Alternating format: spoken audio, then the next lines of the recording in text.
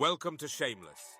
Here we explore the transformative power of courage and action. Let me just be honest. I'm right now in my pajamas, in a hot robe, in a small room with like 3 things of soundproofing that I don't even think works because every time the dogs bark, I hear them.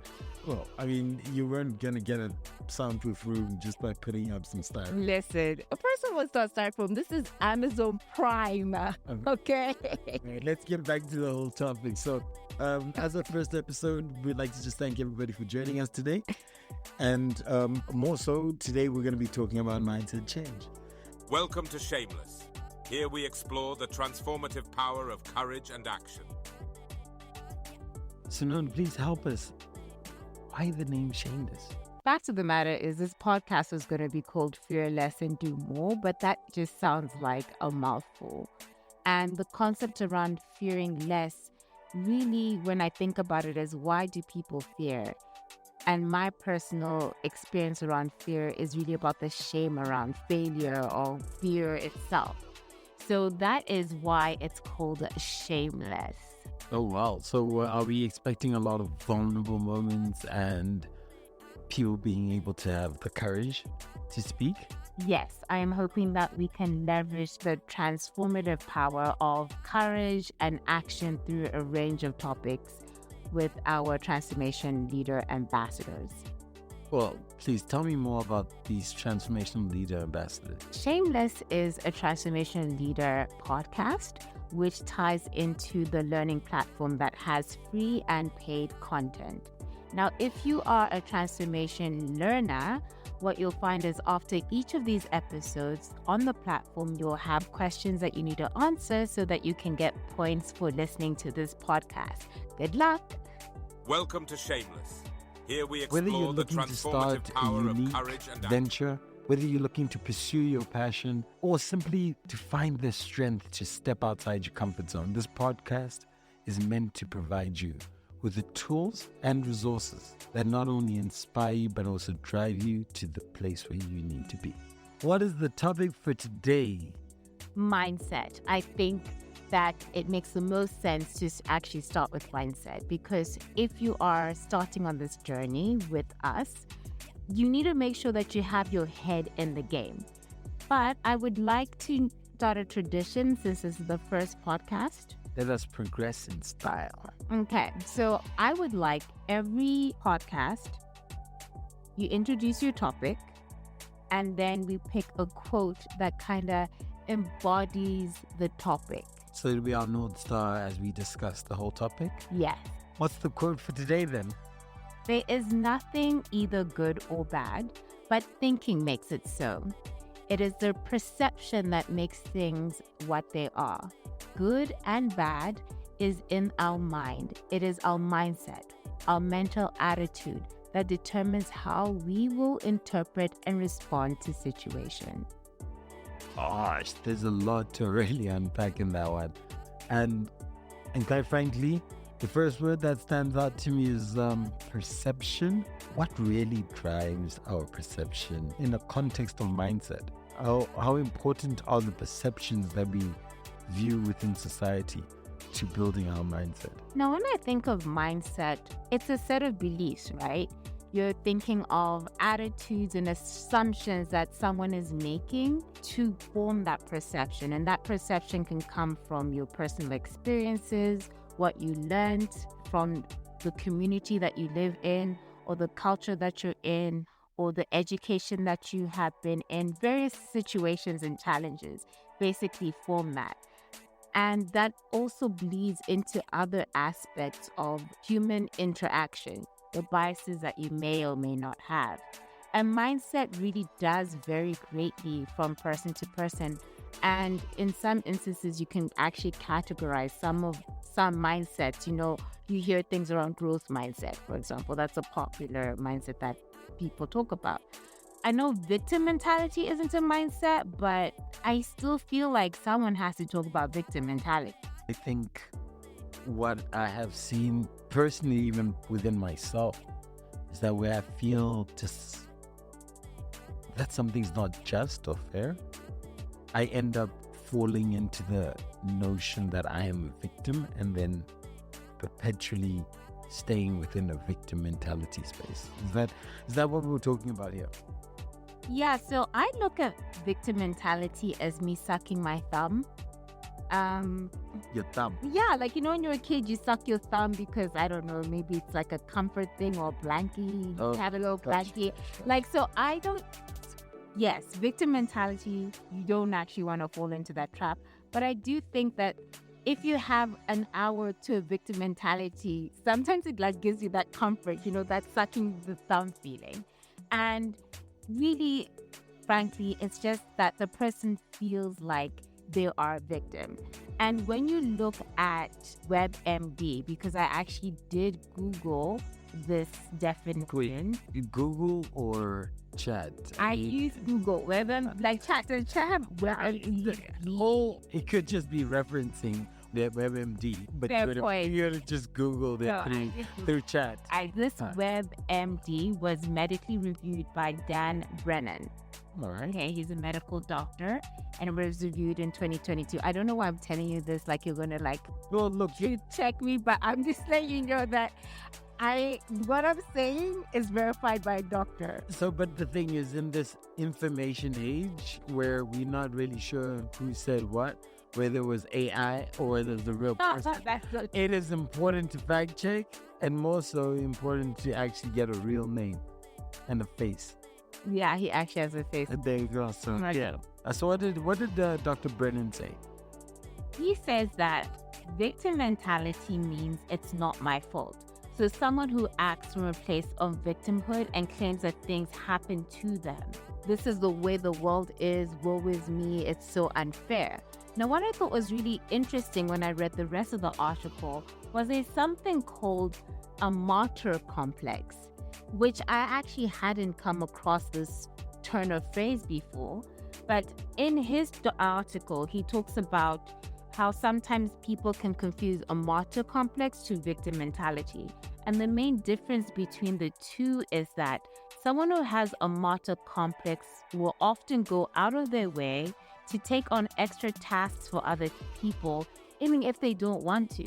They sacrifice themselves for others, yet they feel resentful after the fact. Wait, so you do something that you don't want to do, but you doing it ends up making you hate everyone else? Yeah. In my mind, when I hear you talk about these things, it sounds like the perception of an individual is one in which is seated in discontent. It's somebody who's actually not necessarily happy regardless of what has happened around them, whether it's their fault. And they actually make it feel as though they are the victim within the space. There are elements of that. But the article goes on to explain that people who have this victim mentality, they actually, when I said it's a thumb sucking exercise, comfort. A comfort thing, it's because you have no accountability. You can blame everything on everyone else and you don't take any accountability or ownership. And then there's a satisfied unconscious need where people with this victim mentality come from past trauma and they unconsciously seek validation and help from others. So it plays into that whole poor is me card and it generates sympathy and help from others. They also avoid taking risks, which I guess goes back into that whole accountability and not taking ownership on where your life is and where your life could be. Okay, so why are you coming at me so hard? I mean, No, I said I was explaining. oh, okay, fine. I'm here busy catching feelings because I think you're talking about me.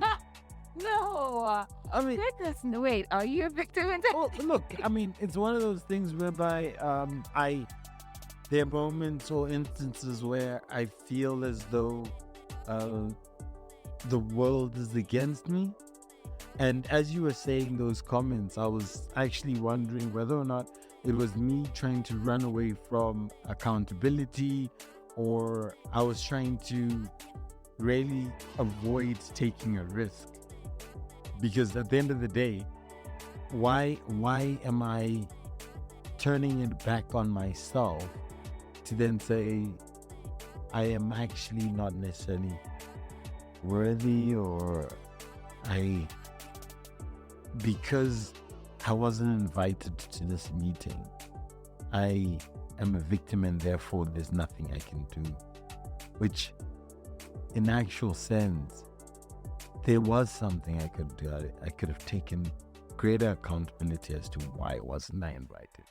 I could have then said, I'm going to actually step into these different spaces and put my name on that table to be invited.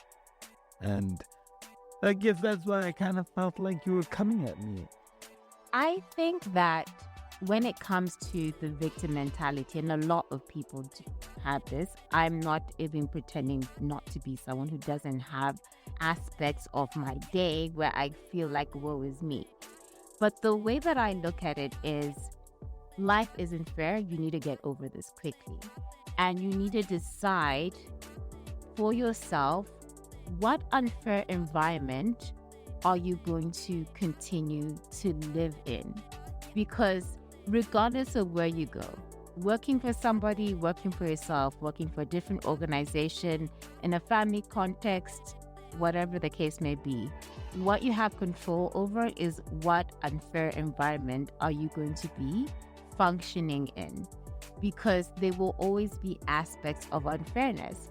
And the fact of the matter is life doesn't owe you any favors. So the sooner you get over that concept of, well, I need to have been invited and this should have been given to me, I think the sooner you'll actually be able to unlock your true potential in terms of where you can and could be. So wait, life, the grass is not always green on the other side. That's literally what you just told me. Yeah, water your own grass. All right, what's next? All right, so I'd like us to explore some of the different types of mindsets that are out there. And maybe you can touch upon, in your experience, what you have seen in terms of people who have a fixed mindset.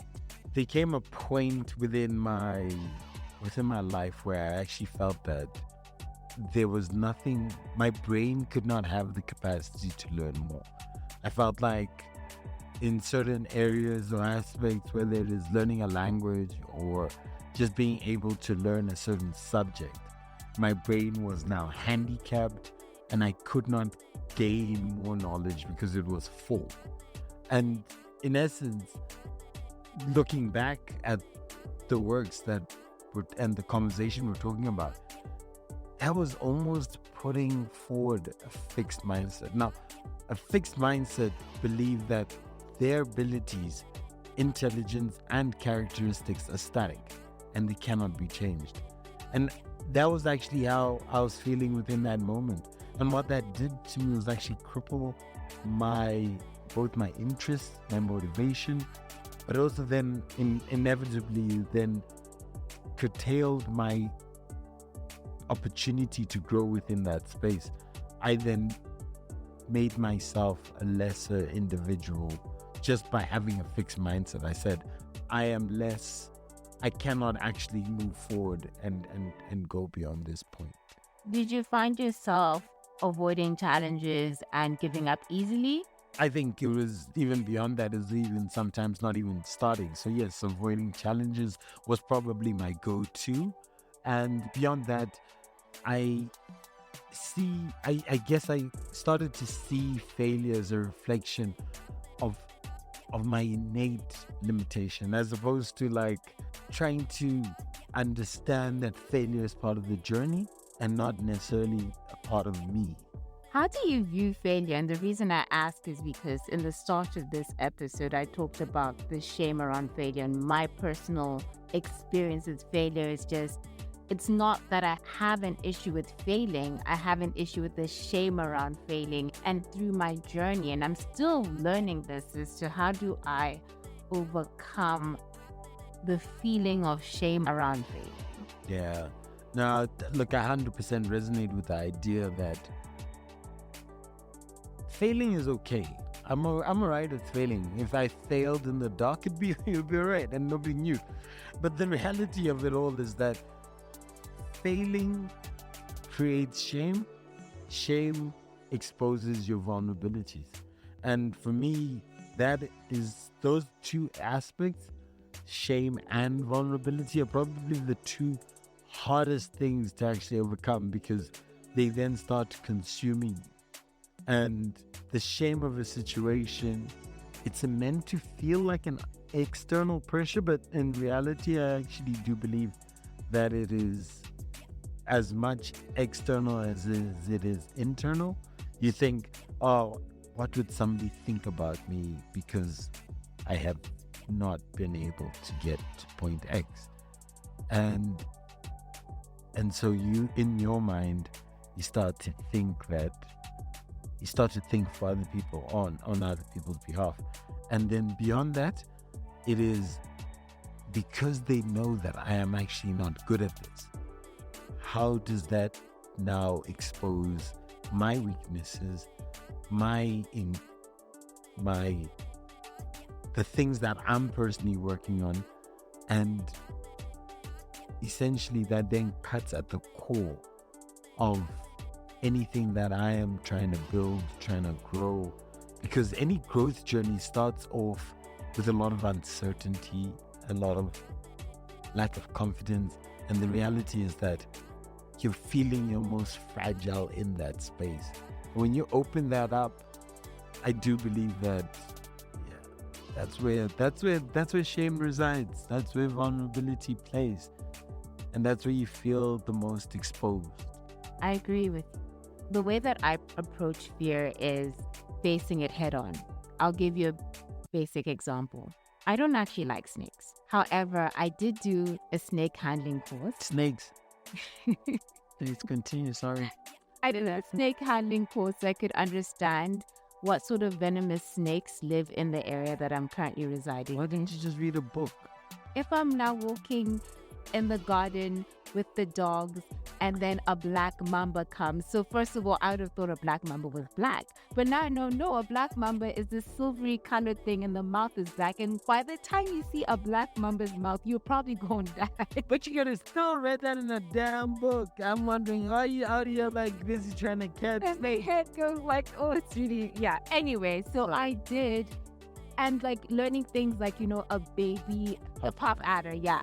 Wow, that thing really sounds terrible. I would have never been exposed to puff adder if I didn't do this course. And also learning that even if it's a baby puff adder, it can still kill you just as well as a big puff adder. So you don't go, oh no, baby, let's just pick it up and toss it. You treat it with proper respect. And the whole point of the story, because you're looking at me with fear and shock in my eyes, yes. Got a snake catching. But the whole point of the story is that I have a lot of fear, right? There are a lot of things that scare me, and it's just trying to say, how do I face that fear? And one of the techniques that I've tried to employ is understanding the root of that fear. So, it's the lack of understanding about snake species and how to interact with them and relate with them, so that if I do encounter a snake, I know exactly what to do to make sure that I'm safe. Another thing that I've done is really about being more vulnerable. So even in the workplace, if I feel worried about something or concerned about something, voicing that out not only to my confidence, but even to my team. Because if you're going to create that growth mindset, or if you're going to cultivate a growth mindset, which is what I would like us to actually touch on, you have to believe that your abilities and intelligence will be developed. That just because you don't know something today doesn't mean you won't know something tomorrow. And you have to view failure as a stepping stone for success. Wow. So then when we talk about growth mindset, it's obviously very inverse of what somebody with a fixed mindset would have. Yes. And what are the most eminent characteristics of somebody with a growth mindset? Self-awareness. You need to be someone who understands who you are as a person when it comes to having a growth mindset. Also, like I mentioned, you need to look at your abilities and intelligence as something that can be developed and improved upon as time goes on. So you should have a hunger for learning. You're probably someone who's very curious as well. You want to understand why things are the way they are. And if you look at the World Economics report, one of the skills that they mention is around, curiosity, problem solving, analytical skills. All those are cultivated with the growth mindset. And like I mentioned around your view around failure, but I think the key thing, which even ties into transformational leadership, is embracing challenges. You are more likely to take on new opportunities. You're more likely to then have the right sort of skills to make sure that your team has the right mindset to take on a transformative project. And so, is there a moment or a point in which you're supposed to rein it in a bit? Can you have too much of a growth mindset? Or is it something that you actually have to balance out? I think no on a growth mindset, but maybe on a positive mindset where you're hopeless optimistic and everything is always sunshine and roses. Because if you think about a positive mindset, you're always focusing on the potentials for favorable outcomes, which in its equal doses is okay. But if you're always thinking that everything is going to be great, you do tend to approach your challenges probably more enthusiastically than others, and you see setbacks as temporary, which is good. However, when you're in a crisis and things are not necessarily looking that great, and they might not look that great for a while, it can actually harm a team by not acknowledging that this is actually a sucky situation and it's not fun. So I do think that maybe that mindset, just like a negative mindset, inversely, too much of that is not good. Well, now that you touched on a negative mindset, I think some of the aspects that mark what a negative mindset would look like is pessimism and a tendency to anticipate an unfavorable outcome. Is that fair to say? And now, how do we overcome a mindset like that? How do we say enough with me feeling like I'm in a rut and that everything is always going to be negative? How do I now bring that forward and actually try to make strides into a more positive space? Practice gratitude. Elaborate, please. If you reflect and appreciate positive aspects of your life, then you tend to think more positively. Now, there was something that I tried to start in one of the organizations I worked with. It didn't land. But I was like, on Mondays, I thought that in the morning, the entire organization, when they do their safety talks, they need to talk about what they appreciate. What are they grateful for? What are they thankful for? Because a lot of the times we find ourselves complaining. I mentioned earlier on with, the thumb sucking or that feeling of comfort. That's the aspect of that. So if you practice gratitude and you think about the positives instead of the negatives, that can help combat your negative mindset. Other things you can look to explore are positive affirmation, which just is a fancy way of saying speak positively to yourself so that you can counteract any negative thoughts. For example, instead of saying I can't do something, you say I can do something. Or instead of saying I'm going to fail if I try this, you say I will succeed when I do this. What impacts would you say this potentially has on mental health or even on relationships within colleagues? Do these actually build, grow? Please do share your thoughts around that. So when I think of growth mindset, I think that it definitely encourages innovation and creative thinking and problem solving. And it also leads to personal and professional development because you're constantly learning and thinking.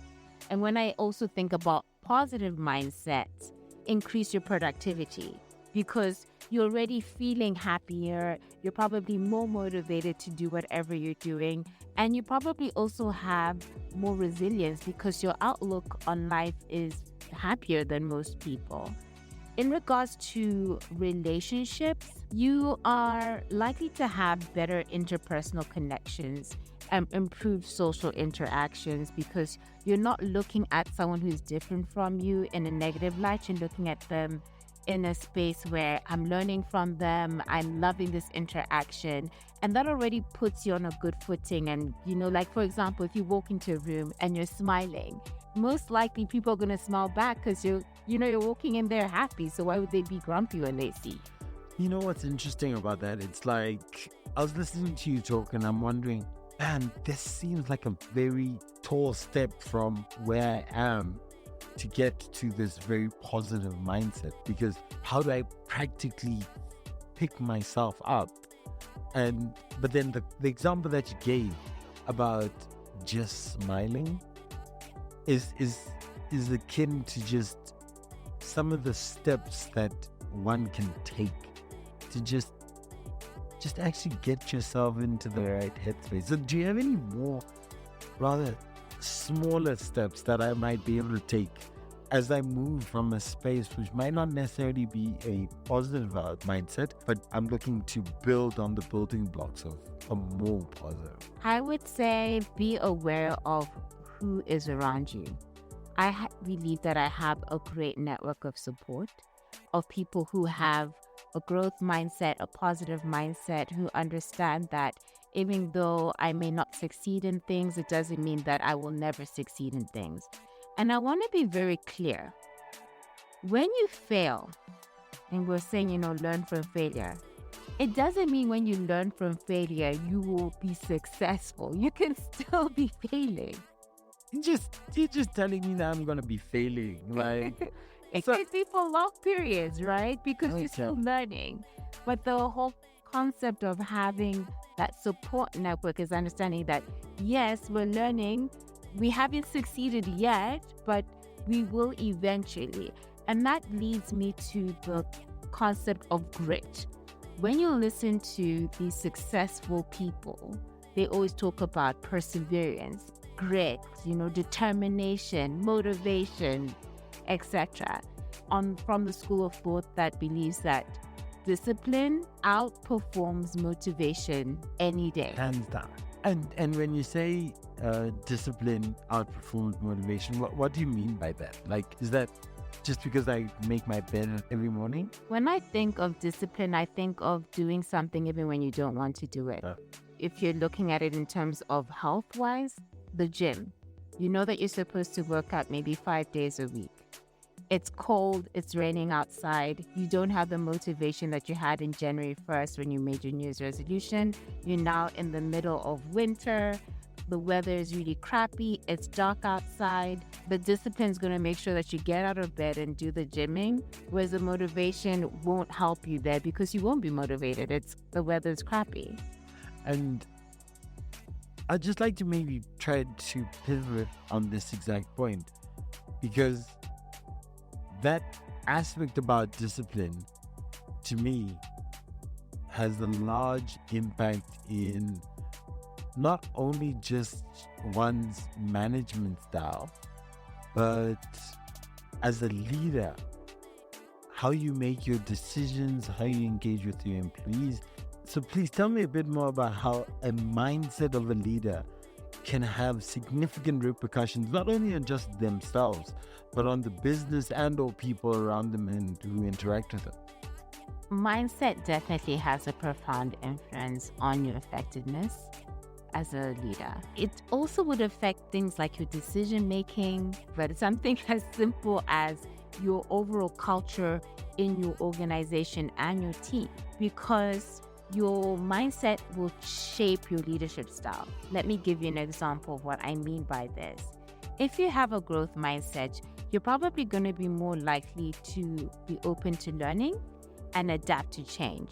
You're going to want to foster that continuous improvement, which is ideal for someone who is a transformational leader, because you understand that you don't have all the answers. You have to leverage your wider team, and you need to ensure that you can impact change in a positive way.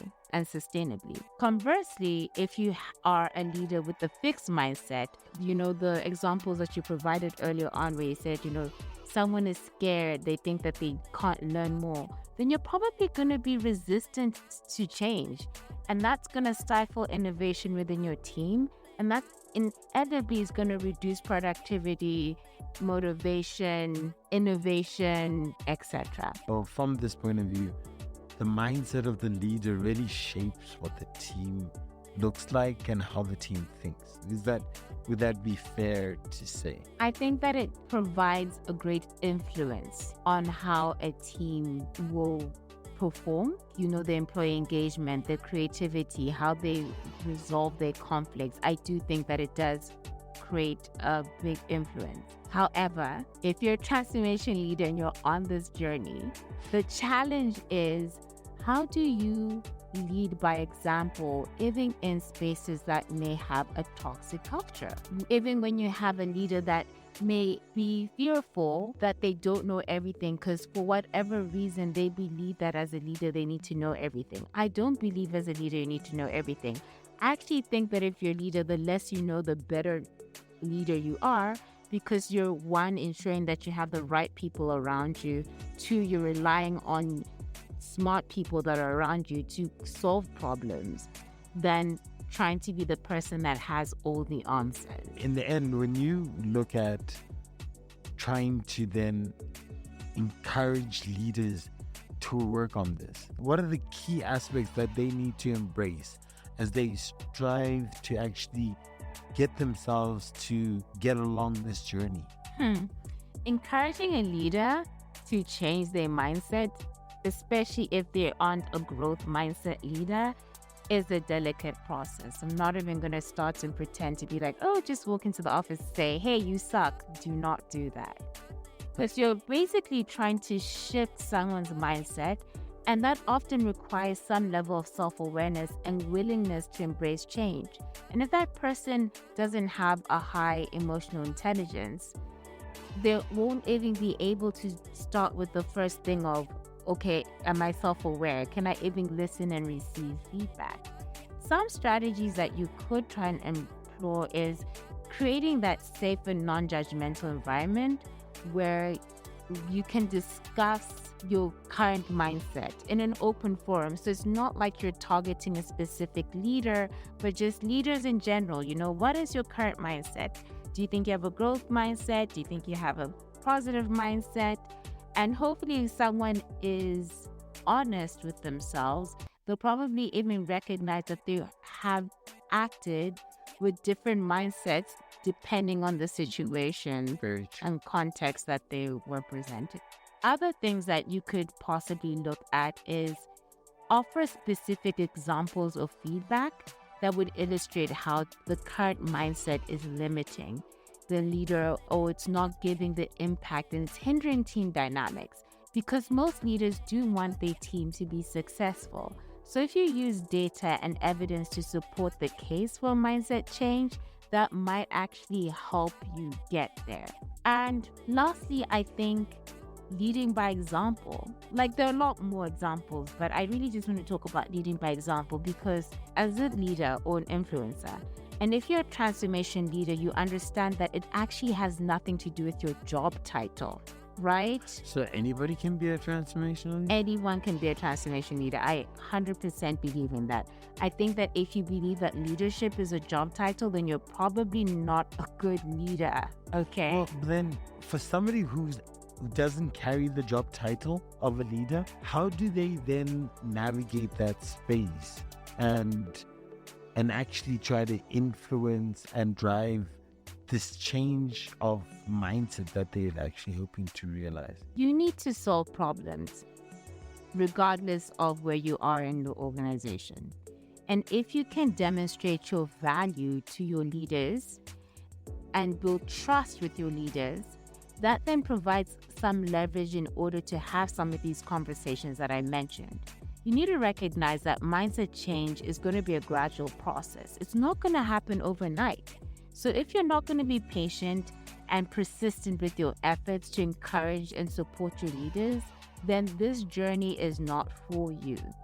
And I have this rule of thumb that says, okay, if it took 5 years for an organization to create a culture that is not great, then technically it should take 5 years to get out of it. Okay? Gosh, but we're creatures of habit. Trying to get us out of a 5-year comfort zone, sucking thumb, that's what we're advocating here, trying to work towards. Yes. And you would leverage things like policies, systems in your organization, rewards and recognition to ensure that the right behaviors are being reinforced, not only by conversations, not only by role modeling those, but also by what is in the organizational structure that supports that. But it all ends really around the mindset. You have to, regardless of where you are, understand that mindset is a critical factor in determining your leadership effectiveness and the overall culture. You need to understand that developing a growth mindset and fostering a positive, proactive attitude can significantly enhance leadership capabilities. You want to lead more successful teams, you want to lead more successful projects, you yourself want to be more successful. Think about, what mindset do you have? How are you going to cultivate the right mindset? And lastly, why is cultivating these various mindsets, even though it's an ongoing reflective process, why is that important for you to do so? Thank you for joining us on our first episode of Shameless.